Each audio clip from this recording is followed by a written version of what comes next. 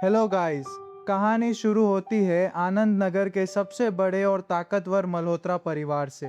इस परिवार का इकलौता असली वारिस है हमारा हीरो आर्यन मल्होत्रा। पैसा, रुतबा और ताकत। आर्यन के पास किसी चीज की कमी नहीं थी, मगर उसकी पहली जिंदगी की सबसे बड़ी कमजोरी थी रिया शर्मा। आर्यन बचपन से रिया को चाहता था और उसने उसके लिए वो सब किया जो शायद कोई अपनी जान से ज्यादा प्यारे इंसान के लिए करता है। फिर भी बदले में उसे प्यार नहीं, बल्कि ऐसा धोखा मिला जिसने मरते समय तक उसका दिल तोड़ कर रख दिया। लेकिन कहानी शुरू करने से पहले एक सवाल सोचिए। अगर आपको अपनी ज़िंदगी दोबारा जीने का मौका मिले और आप उस दिन लौट जाएं जहां आपका केवल एक फैसला पूरी किस्मत बदल सकता है, तो आप क्या करेंगे? क्या आप पुराने प्यार के पीछे फिर भागेंगे या उस इंसान को पहचानेंगे जो बिना कुछ मांगे हमेशा आपके साथ खड़ा था? आर्यन के सामने भी यही चुनाव था। फर्क सिर्फ इतना था कि उसके पास पिछली जिंदगी की हर दर्दनाक याद मौजूद थी। उसे मालूम था कि कौन मुस्कुराते हुए उसे धोखा देगा, कौन मासूम चेहरा बनाकर उसका घर छीनना चाहेगा और कौन उससे झगड़ते हुए भी मौत के सामने उसकी ढाल बन जाएगा। इसी जानकारी के साथ अब हमारा हीरो अपनी किस्मत दोबारा लिखने वाला था। आर्यन के मन में रिया के लिए केवल नाराजगी नहीं थी, वह उस आदमी का दर्द था जिसने सालों तक खुद को कम समझा क्योंकि उसकी पत्नी ने कभी उसे अपनाया ही नहीं। वह सोचता रहा कि शायद उसमें ही कोई कमी है। उसने रिया को खुश करने के लिए महंगे तोहफे दिए, उसके परिवार का व्यापार बचाया और करण को छोटे भाई जैसा प्यार दिया। मगर हर अच्छाई को उन दोनों ने उसकी कमजोरी समझा। इसलिए दोबारा जन्म मिलते ही आर्यन केवल बदला नहीं चाहता था, वो सबसे पहले अपनी इज्जत, अपना परिवार और अपनी जिंदगी वापस लेना चाहता था। दरअसल पिछली जिंदगी में आर्यन ने रिया से शादी की थी। दुनिया को लगता था कि दोनों की जोड़ी बहुत अच्छी है, पर बंद दरवाजों के पीछे सच्चाई बिल्कुल अलग थी। रिया ने शादी के बाद आर्यन को अपने पास तक नहीं आने दिया। वह उसकी पत्नी बनकर उसके घर में रही, उसके पैसों और परिवार की ताकत का फायदा उठाती रही, लेकिन उसके दिल में आर्यन के लिए कभी जगह नहीं बनी। उसके दिल पर तो आर्यन के गोद लिए हुए भाई करण मल्होत्रा का कब्जा था। दोस्तों, आर्यन को यह सच्चाई तब पता चली जब बहुत देर हो चुकी थी। रिया ने करोड़ों रुपए की बीमा पॉलिसी का वारिस तक करण को बना रखा था। घर में एक गुप्त कमरा था जहां वह करण की तस्वीरें और उसके नाम लिखे प्रेम पत्र छिपाकर रखती थी। हर महीने वह चोरी से करण को लाखों रुपए भी भेजती थी। यानी आर्यन पूरी जिंदगी जिसे अपनी पत्नी समझकर प्यार करता रहा, वही औरत उसके पैसे से उसके भाई की जिंदगी संवार रही थी। ये सब देखकर आर्यन को समझ आया कि वह प्यार में कितना अंधा बन चुका था। लेकिन तभी किस्मत कहानी में बहुत बड़ा मोड़ लेती है। आर्यन की आंख खुलती है और सामने उसे अपने पिताजी का जवान चेहरा दिखाई देता है। शीशे में खुद को देखने के बाद वह समझ जाता है कि उसे दोबारा जिंदगी मिल गई है। इतना ही नहीं, वो ठीक उसी दिन लौट आया है जिस दिन उसे चार बड़े परिवारों की बेटियों में से अपनी होने वाली पत्नी चुननी थी। पिछली जिंदगी में इसी दिन उसने बिना सोचे रिया का नाम लिया था, मगर इस बार आर्यन वही गलती दोहराने वाला नहीं था। उसके पिताजी पूछते हैं, आर्यन आज इतना क्यों सोच रहे हो? तुम तो हमेशा रिया को पसंद करते थे। अगर वही तुम्हारी रक्षा करे और इस परिवार को आगे बढ़ाए तो हमें इस रिश्ते से कोई परेशानी नहीं। यह सुनकर आर्यन मन ही मन कड़वी हंसी हंसता है। उसे याद आता है कि पिछली जिंदगी में रिया ने पत्नी का कोई फर्ज नहीं निभाया था। वह उसकी निजी अंगरक्षक जरूर थी, लेकिन हर खतरे में आर्यन को छोड़कर करण को बचाती थी। इसलिए इस बार आर्यन साफ कह देता है, नहीं पिताजी, मैंने किसी और को चुन लिया है। अब मैं रिया को पसंद नहीं करता और इस जन्म में कभी नहीं करूँगा। दोस्तों, इसके बाद आर्यन उस बड़े हॉल में पहुंचता है जहां चारों परिवार उसका फैसला सुनने के लिए मौजूद थे। मगर फैसला सुनाने से पहले रिया उसे एक कोने में ले जाती है। उसे पूरा विश्वास था कि आर्यन हमेशा की तरह उसी को चुनेगा। इसलिए वह बड़े घमंड से कहती है, छोटे मालिक, मुझे पता है कि आप मुझसे शादी करना चाहते हैं, लेकिन मेरे दिल में कोई और है। अच्छा होगा कि आप अपना फैसला बदल दें। अब पुराना आर्यन होता तो शायद उसके सामने विनती करने लगता, मगर इस बार हमारा हीरो बिल्कुल शांत रहता है। वो कहता है, रिया, मेरी पसंद में दखल देने का तुम्हें कोई अधिकार नहीं। अगर तुम्हारी बात पूरी हो गई है तो मेरे रास्ते से हट जाओ।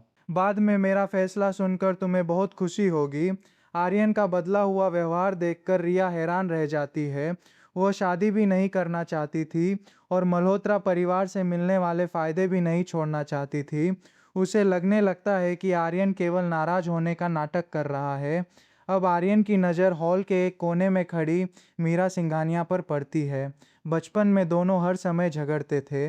मीरा उसकी किताबें छिपा देती, स्कूल बैग में शरारत करती और सामने से कहती कि उसे आर्यन बिल्कुल पसंद नहीं। इसी वजह से आर्यन ने कभी उसके दिल को समझने की कोशिश नहीं की। लेकिन पिछली जिंदगी की यादों से वो जानता था कि आने वाले 10 वर्षों में यही मीरा देश की सबसे कामयाब और अमीर कारोबारी बनने वाली है। सबसे ज़रूरी बात यह थी कि वह ऊपर से जितनी तेज थी, दिल से उतनी ही सच्ची थी। आर्यन अपना फैसला सुनाने ही वाला था कि बाहर अचानक हंगामा हो जाता है। एक मेहमान करण के पुराने और फटेहाल कपड़े देखकर उसे अपमानित कर रहा था। करण हमेशा जानबूझकर ऐसे कपड़े पहनता था ताकि लोग उसे बेचारा समझें और मल्होत्रा परिवार को कठोर माने। वह मासूम चेहरा बनाकर माफ़ी मांगने लगता है। तभी रिया बिजली की तरह दौड़कर आती है और करण के सामने ढाल बनकर खड़ी हो जाती है। वो सबके सामने कहती है, जानते भी हो ये कौन है? ये मल्होत्रा परिवार का दूसरा बेटा है। दोस्तों, ये सुनकर आर्यन को हंसी आ जाती है। इस परिवार का असली बेटा और वारिस केवल आर्यन था। करण तो एक अनाथ बच्चा था जिसे आर्यन के पिताजी दया करके घर लाए थे। फिर भी आर्यन ने बचपन से अपनी हर अच्छी चीज उसके साथ बांटी। लेकिन एहसान मानने की जगह करण हमेशा खुद को पीड़ित दिखाकर आर्यन की चीजें छीनता रहा। अब आर्यन सोचता है कि जब रिया को करण इतना ही पसंद है तो वह भी करण को ही मुबारक हो। हंगामा शांत होने पर आर्यन सबके सामने साफ आवाज में कहता है, मैं मीरा सिंघानिया को चुनता हूँ। उसके शब्द सुनते ही पूरे हॉल में सन्नाटा छा जाता है। शर्मा परिवार के चेहरों का रंग उतर जाता है, जबकि सिंघानिया परिवार खुशी से भर उठता है। आर्यन के पिताजी भी हैरान होकर पूछते हैं कि जिस लड़की से वो हमेशा झगड़ता था, उसी को क्यों चुन रहा है। आर्यन मुस्कुराकर मीरा से पूछता है, शादी के बाद तुम मुझे परेशान तो नहीं करोगी? मीरा कुछ बोल पाती, उससे पहले उसके माता पिता तुरंत रिश्ता स्वीकार कर लेते हैं। लेकिन आर्यन अभी अपना असली खेल सबके सामने नहीं खोलता।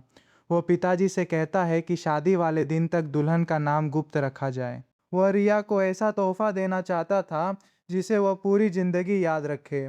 इधर रिया अब भी यही मानती है कि आर्यन ने उसी को चुना है और मीरा का नाम केवल उसे जलाने के लिए लिया गया है। इसी बीच करण फिर मासूम बनने का नाटक करता हुआ आर्यन से माफ़ी मांगता है। रिया तुरंत उसके सामने खड़ी होकर कहती है, अगर आप आगे से करण के साथ अच्छा व्यवहार करने का वादा करें तो मैं आपसे शादी करने को तैयार हूँ। ध्यान दीजिए दोस्तों, रिया को किसी ने बताया भी नहीं था कि आर्यन ने उसे चुना है। फिर भी वो ऐसे शर्त रख रही थी जैसे आर्यन उसके बिना जी ही नहीं सकता। तभी पार्टी में राजीव खन्ना नाम का एक दिवालिया कारोबारी चाकू लेकर घुस आता है। उसकी कंपनी बर्बाद हो चुकी थी और वो इसका जिम्मेदार मल्होत्रा परिवार को मानता था। पिछली जिंदगी में इसी हमले की वजह से आर्यन जिंदगी भर के लिए अपाहिज हुआ था। इस बार भी सब कुछ वैसे ही होता है। हमलावर आर्यन की तरफ दौड़ता है, मगर उसकी निजी अंगरक्षक रिया आर्यन को बचाने की जगह करण को अपनी बाहों में खींचकर उसके सामने खड़ी हो जाती है। चाकू आर्यन की बाह को चीरता हुआ निकल जाता है। हमारा हीरो दर्द में पूछता है, रिया, तुम मेरी अंगरक्षक हो, मुझे छोड़कर करण को क्यों बचा रही हो? मगर रिया उसकी तरफ देखती तक नहीं। जब हमलावर दोबारा करण को निशाना बनाता है तो वो बिना सोचे चाकू अपनी पीठ पर झेल लेती है। अब खून से सना हमलावर फिर आर्यन की तरफ बढ़ता है और इस बार आर्यन के सामने कोई ढाल नहीं थी। ये दृश्य आर्यन के लिए केवल आज का हमला नहीं था। उसकी आंखों के सामने पिछली जिंदगी का वही डरावना पल घूम जाता है। तब भी उसने मदद के लिए रिया का नाम पुकारा था, मगर रिया करण को बचाकर दूर ले गई थी। चाकू ने आर्यन के शरीर को ऐसा नुकसान पहुंचाया कि वो चलने फिरने के लिए दूसरों पर निर्भर हो गया। इसके बाद भी रिया ने उसकी सेवा करने की जगह करण के साथ गुप्त रिश्ता जारी रखा। अब वही घटना दोबारा होते देखकर आर्यन समझ गया कि कुछ लोग दूसरा मौका मिलने पर भी अपना स्वभाव नहीं बदलते। रिया के लिए उसकी अंगरक्षक की जिम्मेदारी परिवार की मर्यादा और आर्यन की जान, सब करण के सामने बेकार थे। दोस्तों, जैसे ही चाकू आर्यन पर गिरने वाला होता है, कोई उसे अपनी ठंडी बाहों में खींचकर पीछे कर देता है। वह लड़की कोई और नहीं, मीरा थी। मीरा हमलावर को जोरदार लात मारकर जमीन पर गिरा देती है। खुद घायल होने के बावजूद वह आर्यन को डांटते हुए कहती है, तुम बेवकूफ हो क्या? खतरा देखकर हटना नहीं आता? इसी पल आर्यन को एहसास होता है कि बचपन में मीरा चाहे उससे कितना भी झगड़ती रही हो, मगर हर खतरे में उसे बचाने के लिए सबसे पहले वहीं आगे आई थी। मीरा ने कभी अपने एहसान गिनाए नहीं थे। स्कूल में जब बड़े लड़के आर्यन को घेरते तो वह शिक्षकों को बुलाकर लाती थी। आर्यन बीमार पड़ता तो सामने से उसका मजाक उड़ाती, लेकिन चुपचाप उसकी पसंद की टॉफी और दवा रख जाती। फर्क केवल इतना था कि रिया हर छोटी बात का श्रेय लेकर भी करण को देती थी, जबकि मीरा बड़े से बड़ा काम करके चुप रहती थी। दोस्तों, कई बार सच्चा प्यार मीठी बातों में नहीं, बल्कि उस डांट में छिपा होता है जो आपको मुसीबत से बचाने के बाद सुनाई जाती है। आर्यन ने पहली जिंदगी में इस बात को नहीं समझा था, मगर अब मीरा के हाथ से बहता खून उसे वह सब दिखा रहा था जिसे वह वर्षों से नज़रअंदाज करता आया था। आर्यन मीरा की बाह से बहता खून देखकर परेशान हो जाता है, जबकि रिया अब भी करण की चोट देख रही थी। करण सफाई देता है कि वो रिया के पास खड़ा था, इसीलिए उसने पहले उसे बचाया। तब आर्यन कहता है, यही तो मजाक है। वो मेरी निजी अंगरक्षक है, लेकिन मेरे बजाय हर समय तुम्हारे सबसे पास रहती है। रिया गलती मानती जरूर है, मगर उसके चेहरे पर पछतावा नहीं था। इसलिए आर्यन परिवार के नियमों के अनुसार उसे सजा देने का फैसला करता है। घर लौटने पर रिया घायल हालत में हॉल के बीच घुटनों के बल बैठती है। पुराने नौकर आर्यन से नरमी की विनती करते हैं, क्योंकि सबको लगता था कि रिया ही इस घर की होने वाली बहू है। मगर आर्यन साफ कहता है कि जिसने अपने मालिक को मौत के सामने छोड़कर किसी बाहरी आदमी को बचाया, उसे सजा जरूर मिलेगी। पहली बेंत रिया की पीठ पर पड़ती है, लेकिन दूसरी बेंत पड़ने से पहले करण दौड़कर बीच में आ जाता है। वार उसकी पीठ पर लगता है और रिया पूरे घर को सिर पर उठा लेती है। रिया चिल्लाकर डॉक्टर बुलाती है और आर्यन को धमकी देती है कि करण को कुछ हुआ तो वह किसी को नहीं छोड़ेगी। आर्यन बस इतना कहता है कि करण का इलाज कर दिया जाए, क्योंकि वह अपने घर में किसी की मौत नहीं चाहता। इसके बाद वो सबसे कीमती आयुर्वेदिक जड़ी बूटी मंगाता है। नौकर को लगता है कि यह दवा रिया के लिए होगी, मगर आर्यन आदेश देता है, इसे मीरा सिंघानिया के घर भेजो। असली चोट उसे लगी है, क्योंकि उसने मेरी जान बचाई। अगली सुबह आर्यन अपने कमरे से रिया की दी हुई हर चीज़ फेंकवा देता है। कपड़े, तस्वीरें, जन्मदिन के तोहफे और पुरानी यादें। नौकर हैरान होते हैं, क्योंकि इनमें से कुछ चीज़ें कभी आर्यन के लिए जान से भी ज़्यादा कीमती थीं। मगर अब वो कहता है, जो रिश्ता दिल से ख़त्म हो चुका है, उसकी निशानियां रखने का कोई मतलब नहीं। आर्यन मीरा से मिलने निकलने वाला था कि दरवाजे पर करण घुटनों के बल बैठा मिलता है। वो फिर वही बेचारेपन वाला चेहरा बनाकर कहता है कि कल की गलती उसकी थी और आर्यन को रिया को माफ़ कर देना चाहिए। आर्यन उसके नाटक को तुरंत पहचान लेता है। जब वो आगे बढ़ता है तो करण उसका घायल टखना पकड़कर बैठ जाता है। आखिर अकेले में उसका असली चेहरा सामने आ जाता है।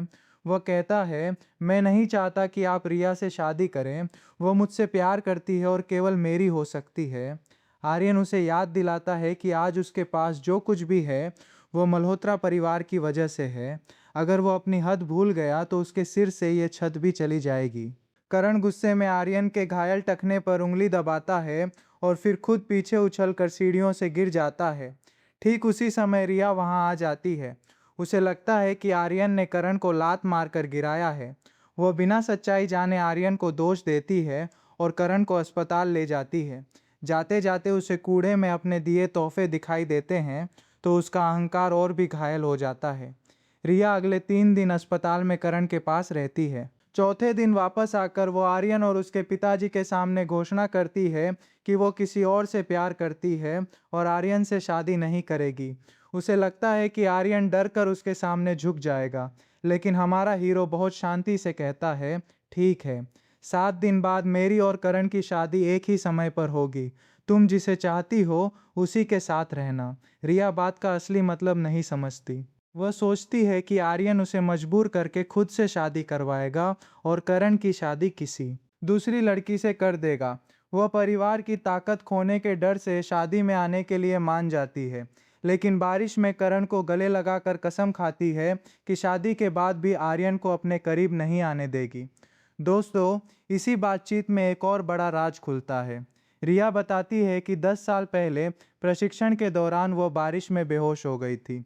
करण उसे 5 किलोमीटर तक पीठ पर उठाकर हवेली लाया था। उसी दिन से वह करण को अपना रक्षक मानकर उससे प्यार करती है। यह बात सुनकर पास खड़ा आर्यन स्तब्ध रह जाता है, क्योंकि रिया को पीठ पर उठाकर लाने वाला करण नहीं, खुद आर्यन था। करण तो बाद में उसके पास बैठकर सारा श्रेय ले गया था। आर्यन चाहे तो उसी समय सच्चाई बता सकता था, मगर अब वह रिया को समझाने की इच्छा खो चुका था। उसके लिए यह फर्क नहीं पड़ता था कि रिया गलतफहमी में करण से प्यार करती है या जानबूझकर। उसने हर मौके पर आर्यन को अपमान और दर्द ही दिया था। इसलिए हमारा हीरो मन में कहता है, रिया, तुमने गलत इंसान पर भरोसा किया, लेकिन अब इसका परिणाम भी तुम्हें ही भुगतना होगा। तभी बारिश में मीरा वहां पहुंचती है। वह केवल आर्यन की चोट देखने आई थी। मीरा को अब भी लगता था कि आर्यन आखिर में रिया से ही शादी करेगा, इसलिए वह कहती है कि शादी के बाद आनंद नगर छोड़कर चली जाएगी। आर्यन उससे वादा लेता है कि वह शादी वाले दिन जरूर आएगी। जाते समय मीरा उसके हाथ में संतरे की टॉफी रख देती है। बचपन से जब भी आर्यन कड़वी दवा खाता था, मीरा चुपचाप उसे यही टॉफी दिया करती थी। अब उसे पहली बार समझ आता है कि मीरा की शरारतों के पीछे कितनी परवाह छिपी थी। अब आता है शादी का दिन। करण और आर्यन एक ही समय पर हवेली से निकलते हैं। रिया लाल शादी के जोड़े में तैयार खड़ी थी। वह अब भी आर्यन से कहती है कि दुल्हन बदल दे, वरना वह उसे कभी माफ नहीं करेगी। आर्यन उसके हाथ में फूलों वाला गुलदस्ता देते हुए कहता है, आज तुम्हारे पास चुनने का अधिकार नहीं है। गाड़ी में बैठो और अपने दूल्हे का इंतजार करो। रिया को पूरा यकीन हो जाता है कि आखिर जीत उसी की हुई है। होटल पहुंचते ही करण ऊंची जगह पर चढ़कर नया नाटक शुरू कर देता है। वह सबके सामने धमकी देता है कि अगर शादी करेगा तो केवल रिया से, वरना अपनी जान दे देगा। रिया घबराकर कहती है, नीचे उतर जाओ करण, मैं वादा करती हूँ कि आज आर्यन से शादी नहीं करूँगी, तुम ही मेरे दूल्हे बनोगे। तभी विवाह की व्यवस्था संभाल रहा कर्मचारी सबकी गलतफहमी दूर करते हुए बताता है कि आर्यन की दुल्हन रिया नहीं, मीरा सिंघानिया है। दोस्तों, उसी पल खूबसूरत शादी के जोड़े में मीरा सामने आती है। उसे भी आखिरी समय तक विश्वास नहीं था कि आर्यन सच में उसे चुनेगा। आर्यन सबके सामने घुटनों पर बैठकर कहता है, मीरा, आज और हमेशा के लिए मेरी एकमात्र दुल्हन तुम हो। क्या तुम मुझसे शादी करोगी? मीरा की आंखें खुशी से चमक उठती हैं और वह तुरंत हाँ कह देती है। मीरा के लिए यह पल किसी सपने से कम नहीं था। बचपन से वह आर्यन को चाहती थी, मगर उसके सामने कभी खुलकर कह नहीं पाई। हर बार जब आर्यन रिया के पीछे जाता, मीरा उससे झगड़कर अपनी जलन छिपा लेती।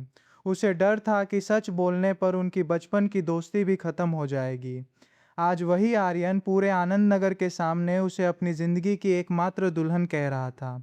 इसलिए उसकी आंखों में केवल खुशी नहीं, वर्षों से दबे हुए प्यार और इंतजार के आंसू भी थे। वहीं रिया पहली बार उस दर्द को महसूस कर रही थी जो उसने आर्यन को कई वर्षों तक दिया था। सामने खड़े अपने चाहने वाले को किसी और का हाथ थामते देखने का दर्द रिया का चेहरा देखने लायक था। वह गुस्से में पूछती है कि अगर उसे आर्यन से शादी नहीं करनी थी तो दुल्हन वाला गुलदस्ता क्यों दिया गया। आर्यन मुस्कुराकर जवाब देता है, मैंने कहा था कि आज तुम दुल्हन हो, मगर यह कभी नहीं कहा कि तुम मेरी दुल्हन हो। इसके बाद वो करण की तरफ देखकर बताता है कि दूसरी शादी करण और रिया की होगी, यानी रिया को वही मिल रहा था जिसके लिए वो इतने वर्षों से आर्यन को ठुकराती आई थी। करण खुशी से तुरंत तैयार हो जाता है, जबकि रिया के मन में पहली बार बेचैनी पैदा होती है। मीरा आत्मविश्वास से उसके सामने कहती है, परिवार, हैसियत और सच्चे प्यार, किस बात में मैं तुमसे पीछे हूँ कि आर्यन मुझे चुनकर पछताएगा। फिर दोनों शादियां होटल के अलग अलग हॉल में होती हैं। एक तरफ असली वारिस आर्यन और मीरा 7 फेरे लेते हैं, दूसरी तरफ गोद लिया बेटा करण रिया को वरमाला पहनाता है। शादी के तुरंत बाद दोनों रिश्तों का फर्क सबको दिखाई देने लगता है। करण और रिया के आधे से ज़्यादा मेहमान उनका हॉल छोड़कर आर्यन की शादी में चले जाते हैं। लोग कहते हैं कि सामने असली वारिस की शादी है, जहां करोड़ों की सजावट, बढ़िया खाना और शहर के बड़े मेहमान मौजूद हैं। कुछ लोग खुलेआम रिया का मजाक उड़ाते हैं कि उसने ताकतवर और सच्चे आर्यन को छोड़कर एक ऐसे आदमी को चुना जिसके पास अपना कुछ भी नहीं। करण इस अपमान से अंदर ही अंदर जल रहा था। उसने हमेशा मल्होत्रा उपनाम का इस्तेमाल करके खुद को आर्यन के बराबर दिखाया था, मगर शादी के दिन समाज ने उसे उसकी असली जगह बता दी। जिस सम्मान को वह अपना समझता था, वह असल में मल्होत्रा परिवार से उधार मिला हुआ था। दूसरी ओर रिया को विश्वास था कि प्यार के सामने पैसे और हैसियत की कोई कीमत नहीं, लेकिन यहाँ समस्या पैसा नहीं थी। समस्या यह थी कि करण का प्यार भी झूठ, लालच और चुराए हुए एहसान पर बना था। अभी उसे यह पूरी सच्चाई पता नहीं थी। फिर भी आर्यन और मीरा को खुश देखकर उसके मन में पछतावे की पहली दरार पड़ चुकी थी।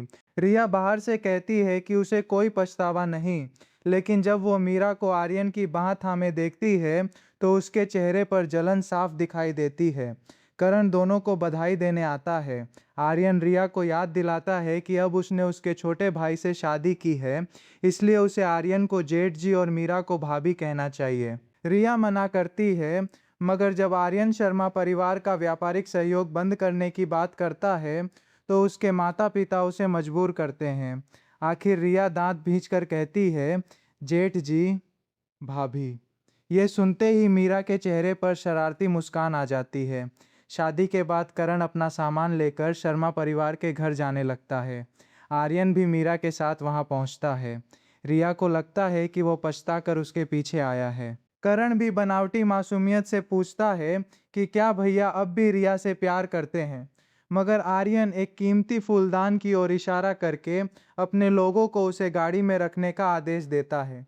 इसके बाद वो पेंटिंग, सोफ़ा, खाने की मेज, गहने, महंगे बर्तन और वो हर चीज़ वापस लेने लगता है जो उसने कभी रिया और उसके परिवार को दी थी। दोस्तों, देखते ही देखते शर्मा निवास लगभग खाली हो जाता है। रिया की माँ रोते हुए पूछती हैं कि वो घर की जान क्यों निकाल रहा है। आर्यन शांत आवाज में कहता है, पहले मैं रिया को पसंद करता था, इसलिए बिना हिसाब सब देता रहा। अब हमारे बीच कोई रिश्ता नहीं है।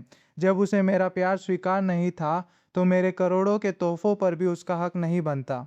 रिया उसे घटिया कहती है और दावा करती है कि एक दिन वो पछता कर माफ़ी मांगेगा, मगर आर्यन मीरा का हाथ पकड़कर कहता है, चिंता मत करो, वह दिन कभी नहीं आएगा। चलो पत्नी, अपने घर चलते हैं।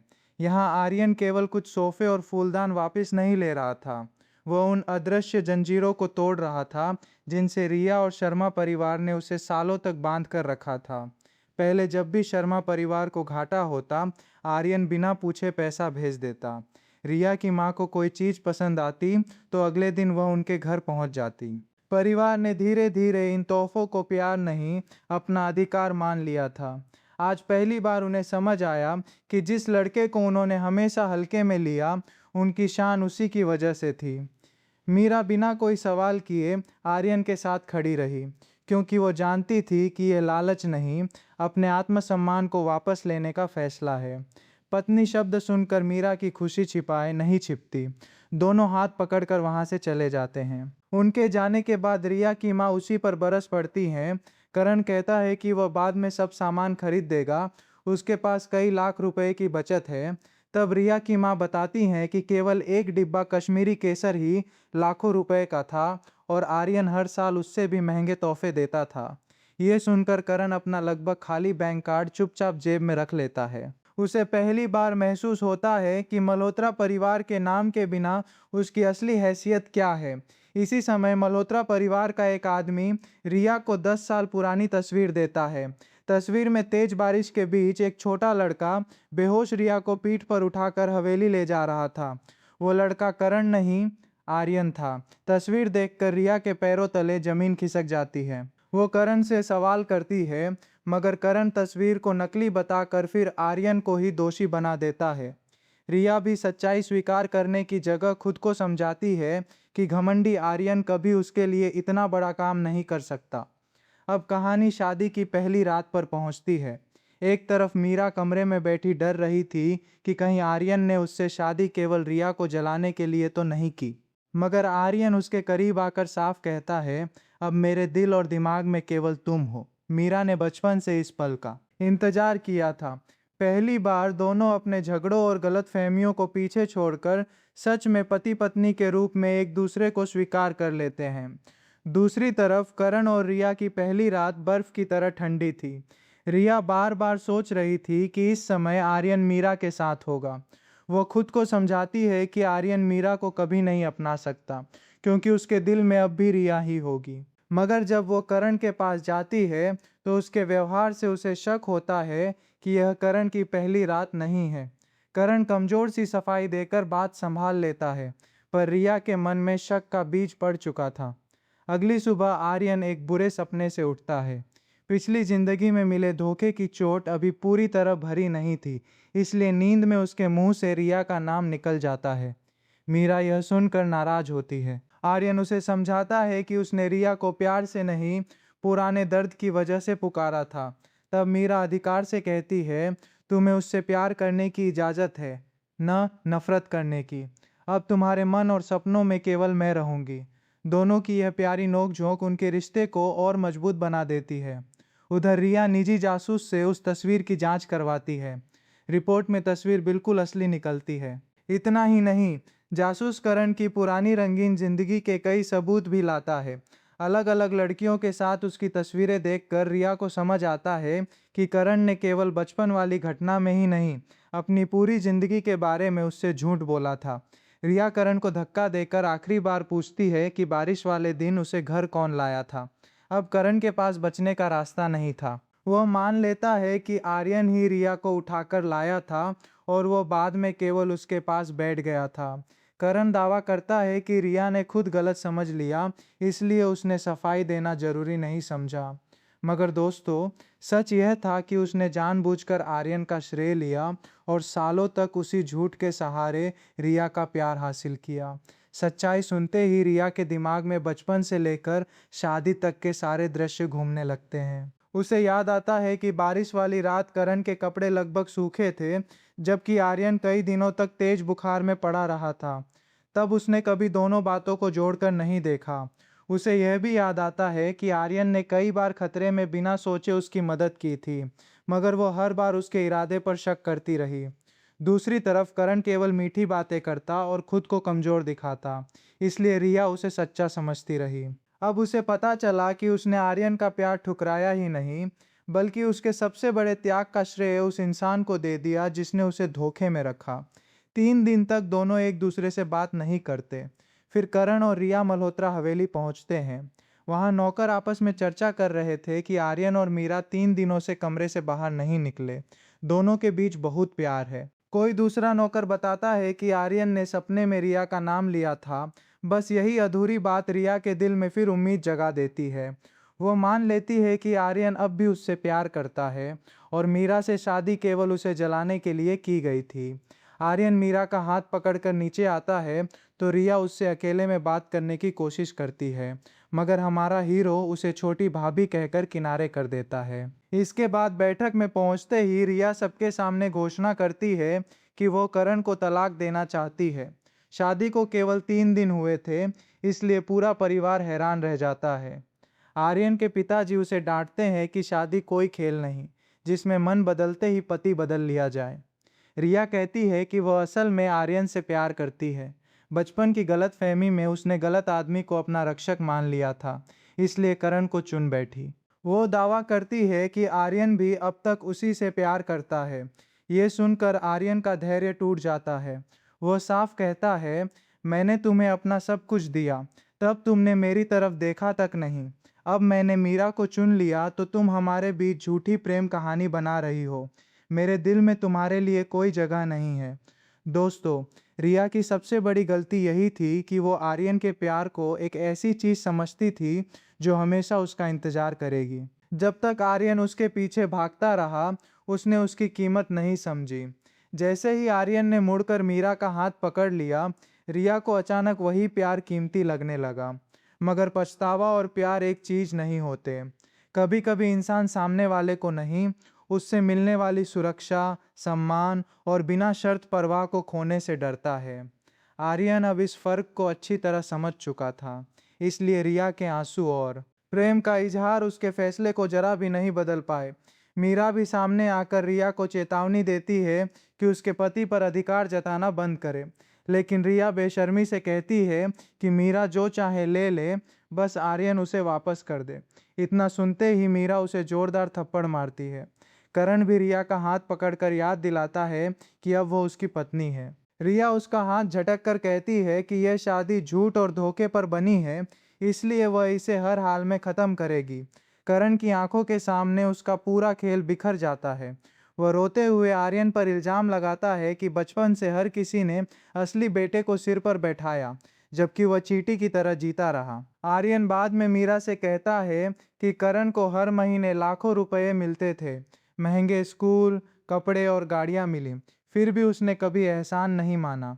वह अपनी तुलना हमेशा असली वारिस से करता रहा और इसी लालच ने उसे अंदर से जहरीला बना दिया। आर्यन को करण से इसलिए भी दुख था क्योंकि उसने कभी उसे बाहरी नहीं समझा था। बचपन में कोई खिलौना आता तो वह पहले करण को चुनने देता। पढ़ाई के लिए विदेश जाने का मौका मिला तो आर्यन ने अपनी जगह करण का नाम आगे किया, लेकिन करण ने हर दया को अपना हक और हर अंतर को अपमान माना। वह आर्यन जैसा बनना नहीं चाहता था, वह आर्यन की जगह लेना चाहता था। रिया उसके लिए केवल प्रेमिका नहीं, आर्यन से छीनी गई सबसे बड़ी जीत थी। यही वजह थी कि रिया के तलाक मांगते ही करण का प्यार नफरत में बदल गया। अब वो उसे खुश देखना नहीं, किसी भी कीमत पर अपने पास बांध कर रखना चाहता था। करण गुस्से में हवेली से बाहर भागता है और सामने से आ रही तेज कार के नीचे आने वाला होता है। रिया उसे खींचकर बचा लेती है, मगर साथ ही 1 करोड़ रुपए और फ्लैट के कागज देकर कहती है कि यही उसका मुआवजा है।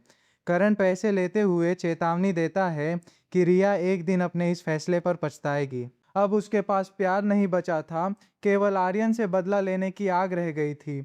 इधर आर्यन के पिताजी मीरा को उत्तर नगर में मल्होत्रा समूह की नई शाखा का उद्घाटन करने की जिम्मेदारी देते हैं।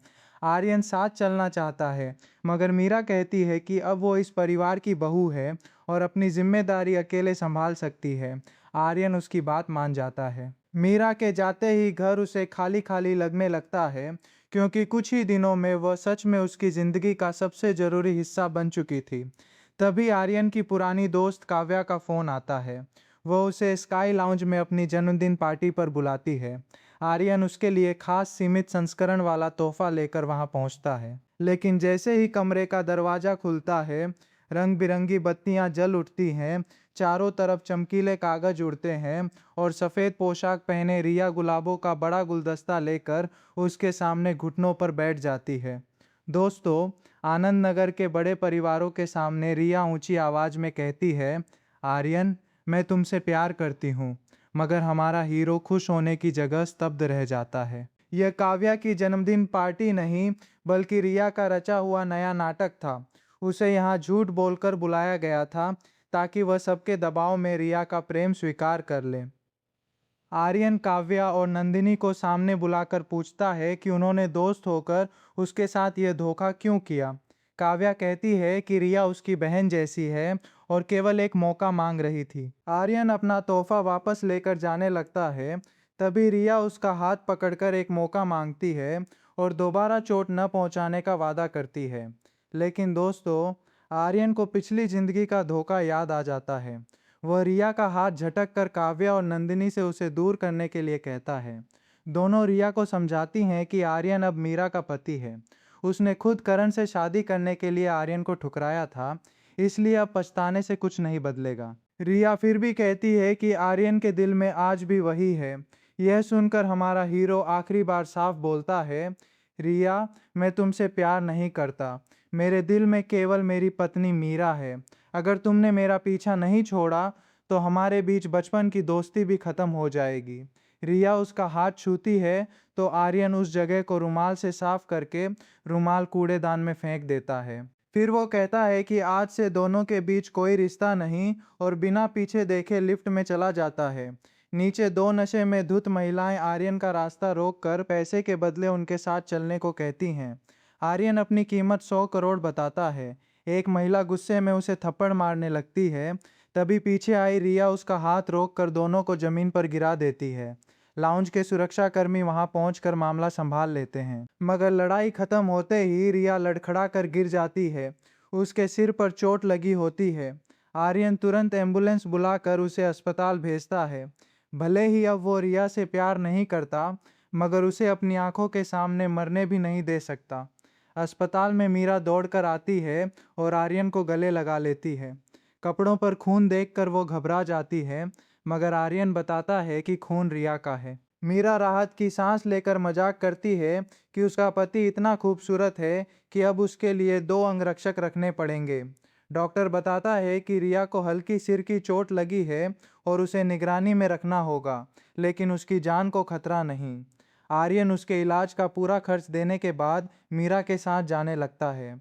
डॉक्टर उसे रोक कर बताता है कि होश में आने के बाद से रिया लगातार उसका नाम पुकार रही है। मीरा कहती है कि अगर वो मिलना चाहता है तो वो भी साथ चलेगी, मगर दोस्तों, आर्यन मीरा का हाथ कसकर पकड़ता है और कहता है कि रिया ने उसे बचाया, इसलिए उसने इलाज का खर्च चुका दिया।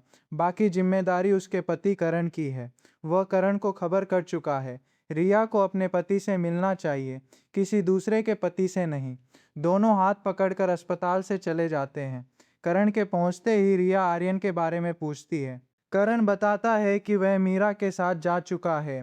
रिया हाथ की सुई निकालकर गलियारे में दौड़ती है, लेकिन वहां किसी को न देखकर जमीन पर बैठकर रोने लगती है।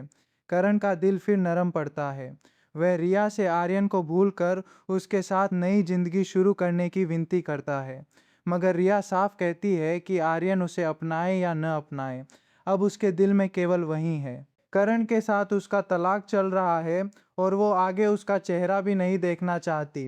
रिया की बात सुनकर करण का प्यार नफरत में बदल जाता है। वो अपराधियों को फोन करके आर्यन का अपहरण और हत्या करने को कहता है और वारिस बनने के बाद बहुत पैसा देने का वादा करता है। करण हवेली के एक लालची नौकर को भी खरीद लेता है। योजना के अनुसार नौकर आर्यन की दवा में नींद की गोलियां मिला देता है और बाहर नकली हंगामा करवा कर मीरा को कमरे से दूर भेज देता है। दवा पीते ही आर्यन का सिर घूमने लगता है और वह बेहोश हो जाता है। जब हमारे हीरो की आंख खुलती है तो उसके हाथ पैर बंधे होते हैं। करण उसकी आंखों की पट्टी हटाता है।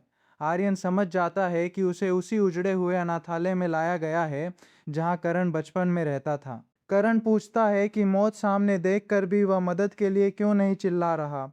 आर्यन शांत होकर कहता है कि करण सच में पागल हो चुका है। करण आरोप लगाता है कि आर्यन ने उससे केक, तोहफे, पिता का प्यार और रिया सब छीन लिया। आर्यन याद दिलाता है कि उसके कपड़े, पढ़ाई और आराम की जिंदगी का खर्च उसी परिवार ने उठाया, लेकिन करण हर मदद को दिखावा बताता है। आर्यन जवाब देता है कि रिया को उसने नहीं छीना।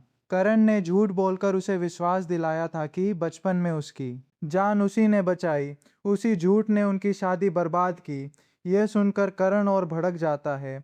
उसके आदमी पूरे खंडहर में पेट्रोल छिड़क देते हैं।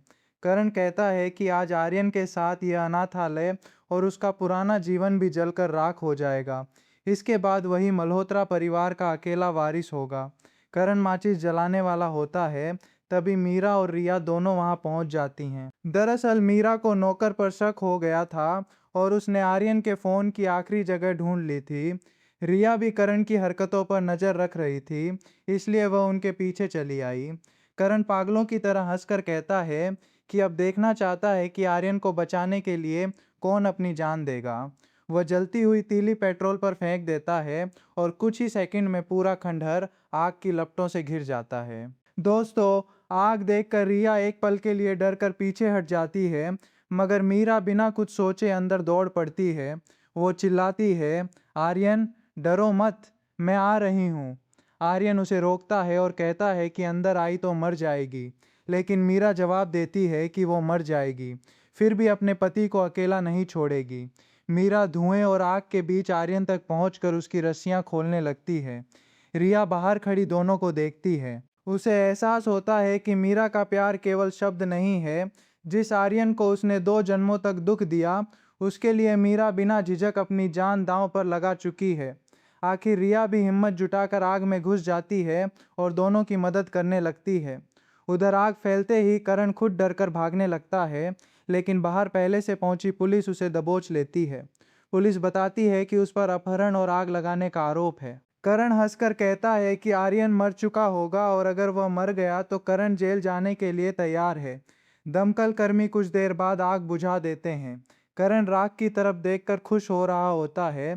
तभी दूर से आर्यन और मीरा एक दूसरे का सहारा लेकर बाहर आते दिखाई देते हैं। दोनों जिंदा होते हैं। करण हैरान होकर पूछता है कि फिर रिया कहाँ है। उसी समय पुलिस को अंदर एक बुरी तरह जला हुआ शरीर मिलता है। जांच से पता चलता है कि वो रिया है। असल में बाहर निकलते समय एक जलती हुई भारी लकड़ी आर्यन और मीरा के ऊपर गिरने वाली थी। रिया ने दोनों को धक्का देकर बचाया और खुद उस लकड़ी के नीचे फंस गई। उसने अपनी जान देकर आर्यन और मीरा के लिए बाहर निकलने का रास्ता बना दिया, लेकिन खुद वापस नहीं आ सकी। रिया की मौत सुनते ही करण पर बिजली गिर जाती है। वो पुलिस से छूटकर आग की ओर भागने की कोशिश करता है और चिल्लाता है कि रिया मर नहीं सकती, मगर पुलिस उसे पकड़कर गाड़ी में बैठा देती है। जिस आग से वो आर्यन को मारना चाहता था, उसी आग ने उस लड़की की जान ले ली जिसे वो अपना बताता था। रिया की मौत सुनकर आर्यन भी टूट जाता है।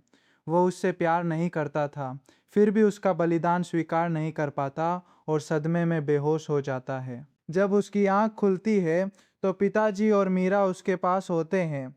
पिताजी बताते हैं कि करण गिरफ्तार हो चुका है। वह खुद को दोष देते हुए कहते हैं कि उन्हें कभी करण को घर नहीं लाना चाहिए था, मगर आर्यन के मन में केवल रिया का आखिरी बलिदान घूम रहा होता है। पिछली जिंदगी में उसने रिया को अपने दुख का कारण माना था, लेकिन इस जिंदगी में वही रिया उसे बचाकर चली गई। मीरा उसकी आंखों में आंसू देखकर कहती है कि अगर अब भी रिया से प्यार करता है तो वह पीछे हट सकती है। आर्यन तुरंत मना कर देता है। वह कहता है कि उसके दिल में केवल मीरा है, उसे रिया से प्यार नहीं।